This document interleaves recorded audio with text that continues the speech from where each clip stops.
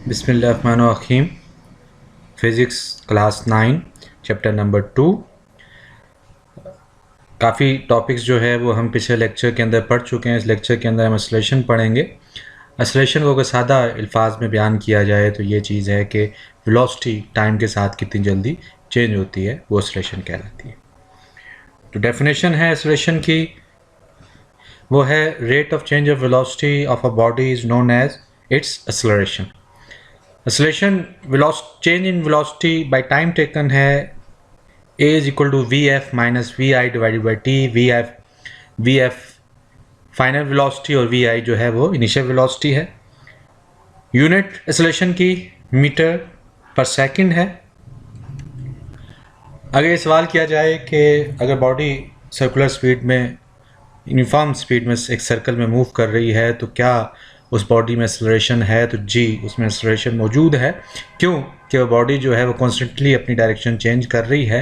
Direction के change होने से वेलोसिटी भी चेंज हो रही है, और जब वेलोसिटी चेंज हो तो एक्सेलरेशन होती है। यूनिफॉर्म एक्सेलरेशन की बात की जाए तो यूनिफॉर्म एक्सेलरेशन ये है कि अगर velocity equal interval of time के अंदर इक्वली चेंज हो तो एक्सेलरेशन जो है वो यूनिफॉर्म होती है। नीचे एग्जांपल को देखा जाए कि 1 सेकंड पे जो वेलोसिटी थी वो 10 मीटर पर सेकंड थी। नेक्स्ट जो है वेलोसिटी चेंज होकर 20 मीटर पर सेकंड हो गई, फिर 30 मीटर पर सेकंड, 40, 50 और 60। हमें देखते हैं कि दोनों कोई भी दो क्वांटिटीज़ के दरमियान जो इंटरवल है वो 10 मीटर पर सेकंड का है, जो शो कर रहा है एक्सेलरेशन जो है वो यूनिफॉर्म है। डायरेक्शन ऑफ एक्सेलरेशन की अगर बात की जाए, अगर वेलोसिटी इंक्रीज कर रही है तो एक्सेलरेशन की डायरेक्शन वही होगी जो कि वेलोसिटी की डायरेक्शन है या बॉडी की डायरेक्शन है। और अगर बॉडी सर्कुलर मोशन में मूव कर रही है तो एक्सेलरेशन जो है वो परपेंडिकुलर होगी टू द वेलोसिटी, और ये हमेशा इसकी डायरेक्शन जो है toward the centre of the circle होगी। वेलोसिटी डिक्रीज कर रही हो तो एक्सेलरेशन जो है वो हमेशा ऑपोजिट टू द वेलोसिटी होती है। एक्सेलरेशन के टॉपिक को पढ़ने के बाद जो चीज़ें समझ आई वो ये आई कि अगर स्पीड बढ़ती है तो एक्सेलरेशन पॉजिटिव है, अगर आप स्पीड कम होती है तो एक्सेलरेशन नेगेटिव है। अगर स्पीड तेज़ी से तब्दील होती है तो एक्सेलरेशन हाई है, और अगर स्पीड जो है वो आस्ता आस्ता चेंज होती है तो एक्सेलरेशन लो है। नेक्स्ट टॉपिक ग्राफ का है। ग्राफ पिक्चोरियल रिप्रेजेंटेशन है इंफॉर्मेशन की, दो वेरिएबल्स के रिलेशनशिप को रिप्रेजेंट करता है। क्वांटिटी जिन के लिहाज से ग्राफ को प्लॉट किया जाता है उन्हें हम वेरिएबल्स कहते हैं। उनमें से एक क्वांटिटी जो है वो इंडिपेंडेंट क्वांटिटी कहलाती है, और दूसरी जो है वो डिपेंडेंट क्वांटिटी होती है। इंडिपेंडेंट क्वांटिटी वो होती है जो इंडिपेंडेंट क्वांटिटी के बढ़ने से क्वांटिटी बढ़े, वो डिपेंडेंट क्वांटिटी होती है। स्लोप स्टिफनेस को रिप्रेजेंट करती है, इंक्लाइन को करती है, या grade of a straight line को करती है।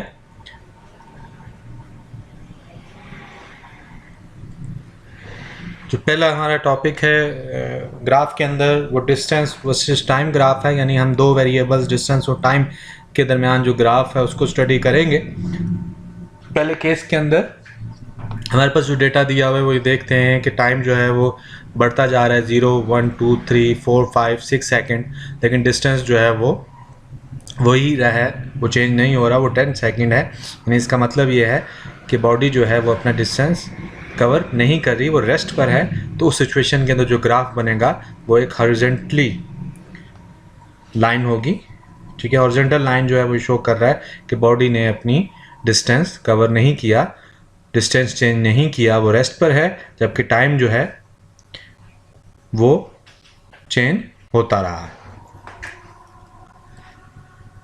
केस 2 के अंदर हम ये देखते हैं कि बॉडी जो है इक्वल डिस्टेंस जो है इक्वल इंटरवल ऑफ टाइम के अंदर कवर कर रही है, तो इसलिए उसकी वेलोसिटी यूनिफॉर्म है कि टाइम जो है 1, 2, 3, 4, 5, 6 सेकंड जो है वो इंक्रीज़ कर रहा है, और उसी लिहाज से जो डिस्टेंस है वो 10 से 20 होता है, 20 से 30, 30 से 40 और 40 से 50, और हम चेक करते हैं कि दोनों के दरमियान, दो क्वांटिटीज़ के दरमियान जो इंटरवल है वो 10 मीटर का है, और उस सिचुएशन के अंदर जो ग्राफ बनेगा वो एक स्ट्रेट लाइन होगी, और इसमें जो ये स्लोप है जो कि रेड कलर से रिप्रेजेंट की गई है, ये स्पीड को रिप्रेजेंट करती है। यानी स्पीड क्या है, यूनिफॉर्म है, जैसे जैसे टाइम बढ़ रहा था डिस्टेंस भी साथ उसी लिहाज से बढ़ रहा था, तो स्पीड क्या है, यूनिफॉर्म। केस 3, अगर इक्वल इंटरवल ऑफ टाइम के अंदर इक्वल डिस्टेंस कवर ना हो तो स्पीड क्या होती है, वेरिएबल होती है। इसके अंदर हम देखते हैं कि टाइम जो है 2, 3, 3.5 सेकेंड, 4.25 सेकेंड, टाइम जो है वो डिफरेंट है, और जो डिस्टेंस है वो उसके दरमियान जो इंटरवल है वो सेम है, यानी 10 मीटर का है, लेकिन टाइम के दरमियान जो इंटरवल है वो कहीं 1 सेकंड का है, तो कहीं 0.5 सेकंड का है, और कहीं जो है वो 0.75 सेकंड का है। और ये चूँकि एक वेरिएबल कॉन्स्टेंटली टाइम चेंज नहीं हो रहा, और टाइम जो डिस्टेंस है वो टाइम इंटरवल के लिहाज से कांस्टेंट नहीं है, इसलिए जो स्पीड है वो वेरिएबल है। उसके उस सिचुएशन के अंदर जो ग्राफ बनता है वो एक इस तरह का ग्राफ बनता है जो कि शो कर रहा है कि बॉडी जो है वेरिएबल स्पीड से मूव कर रही है। सेकंड जो ग्राफ है वो स्पीड और टाइम के दरमियान है, यानी इन दो वेरिएबल्स के दरमियान के ग्राफ को हम समझेंगे।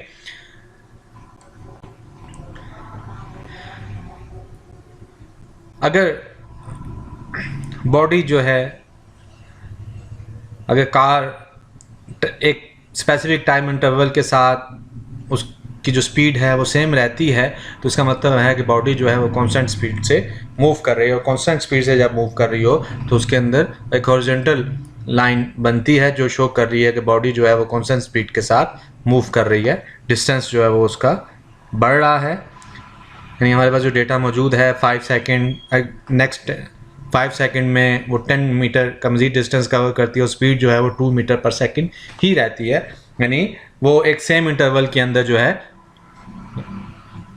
डिस्टेंस जो है वो कवर कर रहा है, और उसकी स्पीड जो है वो कांस्टेंट है।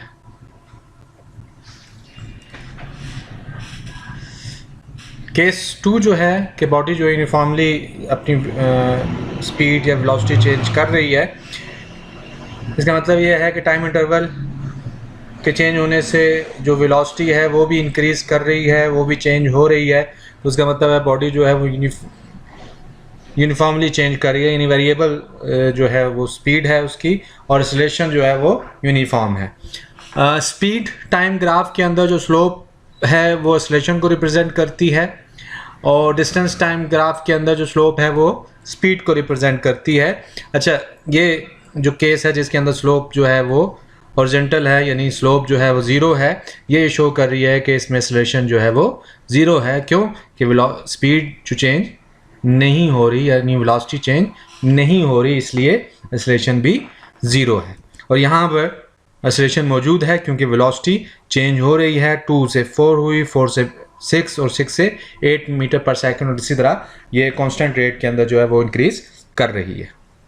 अगर ग्राफ को समराइज कर दिया जाए तो ए और बी जो है वो कांस्टेंट वेलोसिटी को रिप्रेजेंट करता है डिस्टेंस टाइम ग्राफ के अंदर, और बी और सी ये शो कर रहा है कि बॉडी ने जो है वो डिस्टेंस कवर नहीं किया, और सी और डी ये रिप्रेजेंट कर रहा है कि वेलोसिटी जो है वो डिक्रीज कर रही है, क्योंकि डिस्टेंस टाइम ग्राफ के अंदर स्लोप जो है वो वेलोसिटी या स्पीड को रिप्रेजेंट करती है। इन केसेस के अंदर देखा जाए, केस ए के अंदर वेलोसिटी या स्पीड कांस्टेंट है तो डिस्टेंस टाइम ग्राफ के अंदर उसकी शेप ये होगी, और वेलोसिटी टाइम ग्राफ या स्पीड टाइम ग्राफ के अंदर उसकी शेप हॉरिजॉन्टल होगी। अगर वेलोसिटी जो है वो चेंज हो रही है, ठीक है, यानी तो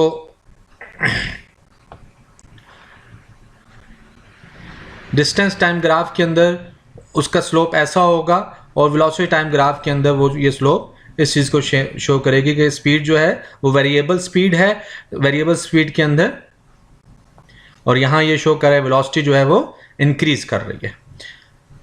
सी के अंदर डिस्टेंस टाइम ग्राफ के अंदर स्लोप ये बनता है और ये शो कर रहा है कि वेलोसिटी जो है वो डिक्रीज कर रही है, और वेलोसिटी टाइम ग्राफ के अंदर भी ये स्लोप जो है वो नेगेटिव हो जाती है, जो इस चीज़ को रिप्रेजेंट कर रही है कि वेलोसिटी डिक्रीज कर रही है, ऑसिलेशन जो है वो नेगेटिव है।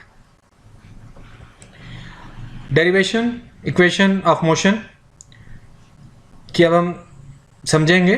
फर्स्ट इक्वेशन ऑफ मोशन है, उससे पहले कुछ नॉलेज होना ज़रूरी है कि रेक्टेंगल एरिया ऑफ रेक्टेंगुलर जब फाइंड करना हो तो लेंथ को ब्रेथ से मल्टीप्लाई कर दिया जाए, और अगर area of a triangle find करना हो तो 1/2 लेंथ मल्टीप्लाई बाय हाइट है, और ट्रेपीजियम का अगर एरिया फाइंड करना है तो sum of parallel side multiply by perpendicular height between the parallel side या perpendicular distance between the parallel side, ये ट्रेपीजियम का एरिया है। ये चूँकि चीज़ें हम इक्वेशन ऑफ मोशन को डेरिवाइव करने के लिए इस नॉलेज को इस्तेमाल करेंगे, इसलिए इस नॉलेज का होना ज़रूरी है, इसको समझ लें। Equation of motion, first equation of motion पर आते हैं।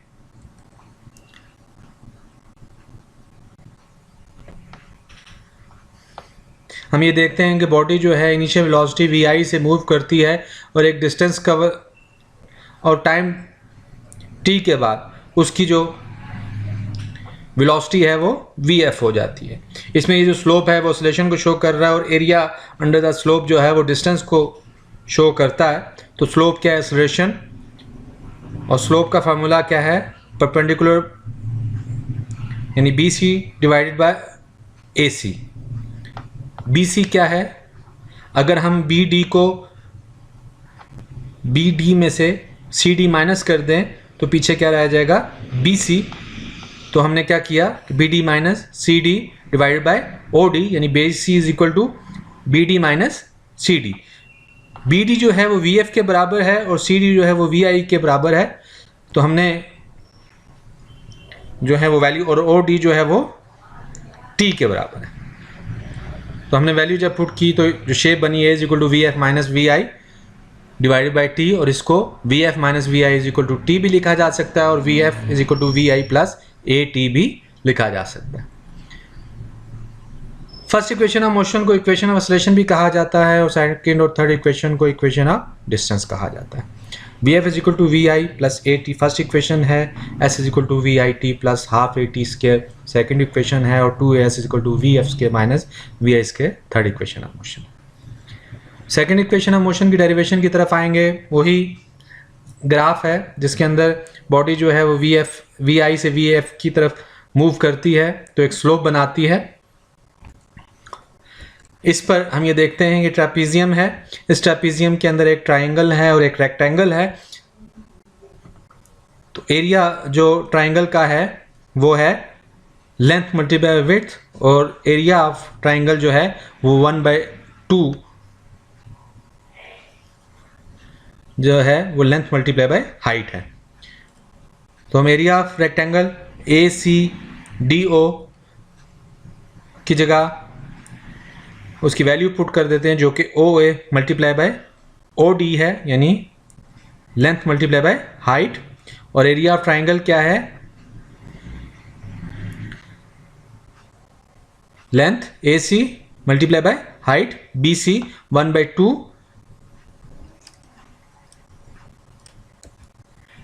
जहां पर OA जो है वो VI के बराबर है और OD T के बराबर है, AC भी T के बराबर है। ये हम देख रहे हैं कि दोनों लाइन जो हैं पैरेलल हैं, दोनों T के बराबर हैं, और BC जो है वो AT के बराबर है। कैसे AT के बराबर है ये हम पीछे कर चुके हैं कि BC जो है वो बराबर है BD minus BC VF minus VI। अगर दोनों को T से डिवाइड कर दिया जो हमारे पास AT आ जाता है, तो BC जो है वो AT के बराबर है। और वैल्यू को जब हम इक्वेशन 1 में पुट करते हैं, जो इक्वेशन बन जाती है S equal to VIT plus half T plus T square, T से मल्टीप्लाई होकर T स्क्वायर होकर इक्वेशन फाइनल जो हम बनी वो S equal to VIT plus half AT square है। थर्ड इक्वेशन ऑफ मोशन पर जाते हैं। सेम ग्राफ है, यहाँ पे हम ट्रेपीजियम को लेंगे। ट्रेपीजियम क्या है? OABD, जिसमें BD जो है वो OD जो है वो टाइम को रिप्रेजेंट कर रहा है। जो फार्मूला है ट्रेपीजियम का वो O A plus B D divided by 2 multiply by O D है। 2 को हम दूसरी साइड पे ले जाके मल्टीप्लाई कर देते हैं, वो 2s is equal to O A plus B D multiply by O D बन गया। हमने बोथ साइड को B C by O D यानी स्लोप से मल्टीप्लाई कर दिया बोथ साइड को। तो इसमें हम देखते हैं कि ओ डी जो है वो ओ डी से कैंसिल हो जाता है, जिसके बाद जो है वो बी सी रह जाता है और यहाँ पे ओ ए और बी डी रह जाता है। ओ ए वी आई के बराबर है और बी डी जो है वो वी एफ के बराबर है और बी सी जो है वो B D minus B C है, तो बी सी जो है V F minus V I हो गया। वैल्यूज़ को अगर इक्वेशन में पुट कर दिया जाए तो इक्वेशन बनती है 2s plus A is equal to V I plus V F multiply V F minus V I, और ये a plus B A minus B का फार्मूला है, जिसे अगर फार्मूले में पुट कर दिया जाए तो V I square plus V F square बनता है, sorry V F square minus V I square. 2as is equal to V F square minus V I square. अच्छा, यहाँ पर हमारी जो डेरिवेशन है 3 इक्वेशन ऑफ मोशन की वो ख़त्म होती है। अगला पॉइंट गैलीलियो का है, जिसके अंदर ग्रेविटेशनल एक्सेलरेशन की हम बात करेंगे। Gravitational acceleration vertical motion of a body के अंदर मौजूद होती है। गैलीलियो वो पहला साइंसदान था जिसने बेसिकली इस चीज़ को ऑब्जर्व किया था कि एक्सेलरेशन जो है वो इंडिपेंडेंट है मैस के। उसने डिफरेंट मैस को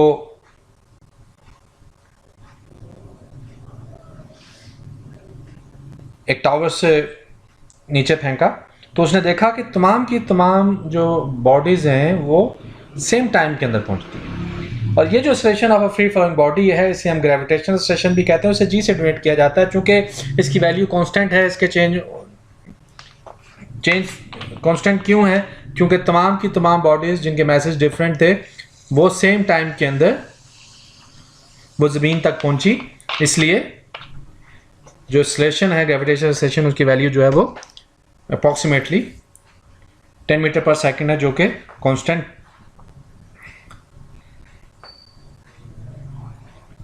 अगर बॉडी जो है वो ऊपर से नीचे फॉल कर रही है तो उसकी एक्सेलरेशन पॉजिटिव होगी, क्योंकि वेलोसिटी जो है वो इंक्रीज करती है, और जब बॉडी नीचे से ऊपर की तरफ जाती है तो उसकी वेलोसिटी डिक्रीज करती है, जिसकी वजह से एक्सेलरेशन जो है वो नेगेटिव हो जाती है।